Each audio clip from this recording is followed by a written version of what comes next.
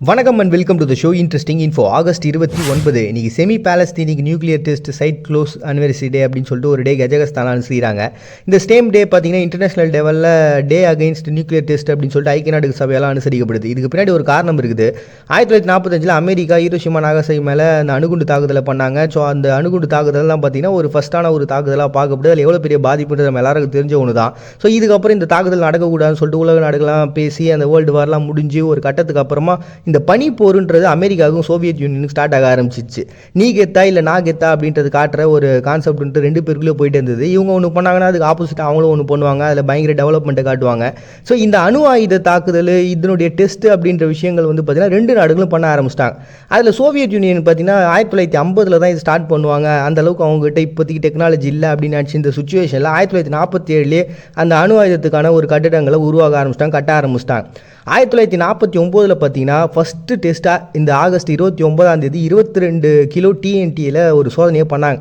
அதை தொடர்ந்து 1953 500 கிலோ டிஎன்டியை வச்சு சோதனை பண்ண 1955 ஹைட்ரஜன் குண்டுகளையும் சோதனை பண்ண ஆரம்பிச்சிட்டாங்க. இப்படி 1949 1989 இடைப்பட்ட காலத்தில் மட்டும் கிட்டத்தட்ட 450 அணுசக்தி தாக்குதல்களை பண்ணியிருக்காங்க. 600 தெர்மோ நியூக்ளியர் டெஸ்ட்டும் பண்ணி வச்சுருந்துருக்காங்க.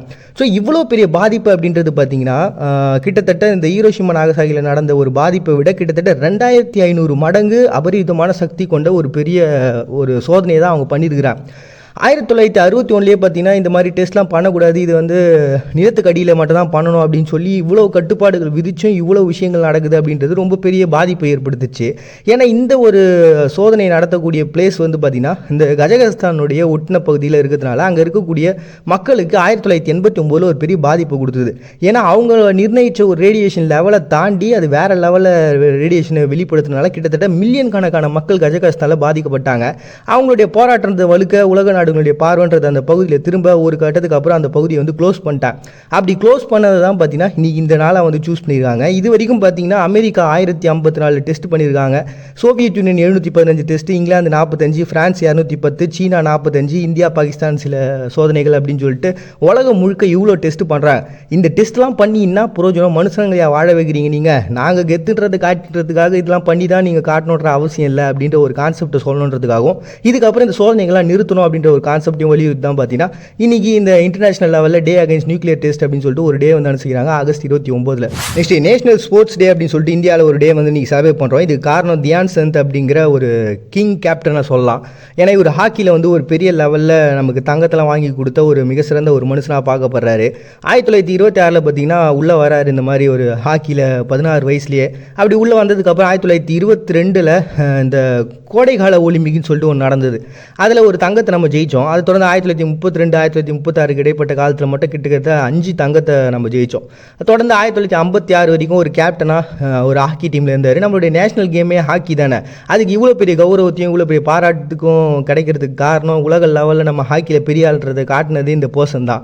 ஸோ அப்படிப்பட்ட பர்சனை நினைவுக்கு இந்த மாதிரி நம்ம எல்லா ஸ்போர்ட்ஸ்லையும் பெரிய லெவலில் வெற்றிகளை குவிக்கணும் அப்படின்ற ஒரு கான்செப்டை முன் வச்சு தான் பார்த்தீங்கன்னா இன்றைக்கி நேஷனல் ஸ்போர்ட்ஸ் டே அப்படின்னு சொல்லிட்டு இந்தியாவில் ஒரு டே இந்த தியான் சந்த்னுடைய பர்த்டேவை முன் வச்சு நம்ம செலிப்ரேட் பண்ணுறோம் ஆகஸ்ட் 29. தெலுங்கு லாங்குவேஜ் டே அப்படின்னு சொல்லிட்டு இன்றைக்கி ஒரு டே இந்தியா சர்வே பண்ணுறோம். இந்த லாங்குவேஜை பார்த்தீங்கன்னா ஒரு 1000 வருஷத்துக்கு முன்னாடி பல லாங்குவேஜினுடைய கலப்பாக தோன்றுச்சா இல்லையா அப்படின்ற மாதிரி ஏகப்பட்ட சர்ச்சைகளும் கேள்விகளும் அதுக்கு பின்னாடி இருந்துகிட்டே தான் இருக்குது.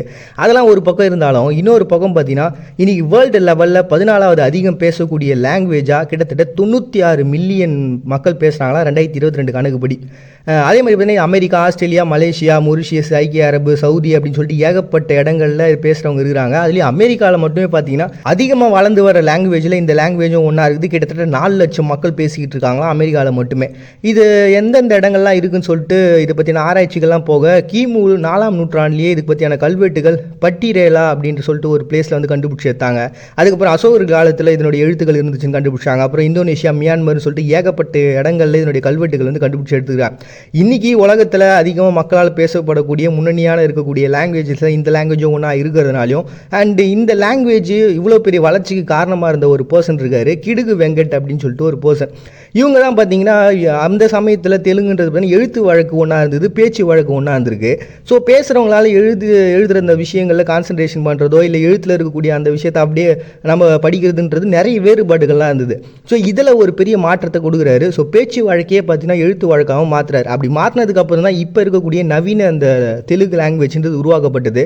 அப்படிப்பட்ட ஒரு இம்பார்ட்டண்டான ஒரு பர்சனாக இருந்து அவங்களுடைய ஒரு பெரிய வளர்ச்சி காரணமாக, அந்த லாங்குவேஜ் வளர்ச்சி காரணமாக இருந்தால் அந்த கிடுகு வெங்கட்னுடைய பர்த்டேவை வந்து செலிப்ரேட் பண்ணுறதுக்காக தான் பார்த்தீங்கன்னா இன்றைக்கி தெலுங்கு லாங்குவேஜ் டே அப்படின்னு சொல்லிட்டு ஒரு டே வந்து செலிப்ரேட் பண்ணுறாங்க ஆகஸ்ட் 29.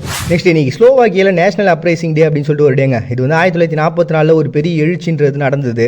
ஜாசம் டிசோ அப்படின்ற ஒரு பர்சனுக்கு ஆப்போசிட்டாக. ஏன்னா அவர் என்ன பண்ணியிருக்காரு, இவங்க நாட்டில் இருந்துங்கன்னே ஜெர்மனிக்கு சப்போர்ட்டாக வந்து நிறைய விஷயங்களை பண்ண, இதை எதிர்த்து மக்கள்லாம் ஒன்றா சேர்ந்து போராட்டம் பண்ண ஆரம்பிச்சிருவாங்க. அந்த போராட்டத்தில் என்ன பண்ணிட்டாங்கன்னா இவங்களை எல்லாருமே யூதர்கள் சப்போர்ட் பண்ணுறாங்க அப்படின்னு சொல்லிட்டு அவங்க மேலே வழக்குகள் போட்டு உடனே அவங்கள அரெஸ்ட் பண்ணுறதுக்கும் அழிக்கிறதுக்கும் உத்தரவு போட்டாங்க. இந்த மாதிரி கிட்டத்தட்ட 5000 பேர் வந்து இறந்துருக்காங்க, 211 புதைக்குழிகளை இந்த மாதிரி கண்டுபிடிச்சி எடுத்தாங்க, இந்த மாதிரி அவங்க கொண்டு இருக்காங்க அப்படின்ட்டு.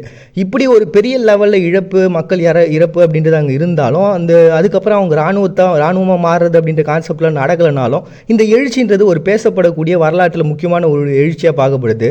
ஆனால் தான் பார்த்தீங்கன்னா இன்றைக்கி ஸ்லோவாக்கியில் நேஷனல் அப்ரைசிங் டே அப்படின்னு சொல்லிட்டு ஒரு எழுச்சி நாளாக வந்து அனுசரிக்கிறாங்க ஆகஸ்ட் 29. நெக்ஸ்ட் டே போலாந்தில் இன்றைக்கி முனிசிபல் போலீஸ் டே அப்படின்னு சொல்லிட்டு ஒரு டேங்க. இது வந்து உள்நாட்டில் போலீஸுக்கான கண்ட்ரோலை அவங்களுக்கே கொடுத்தது அப்படின்ற சட்டங்கள் 1997 நிறைவேற்றப்பட்டுச்சு. ஸோ அதை நினைவு கூறணும்னு சொல்லிட்டு தான் பார்த்தீங்கன்னா இந்த டே உருவாகிறாங்க ஆகஸ்ட் 29 போலாந்து. உங்கள் முயற்சிகள்லாம் பார்த்துட்டு இந்த உலகம் உங்களை பைத்தியம்னு சொன்னால் ரொம்ப சந்தோஷப்படுங்க.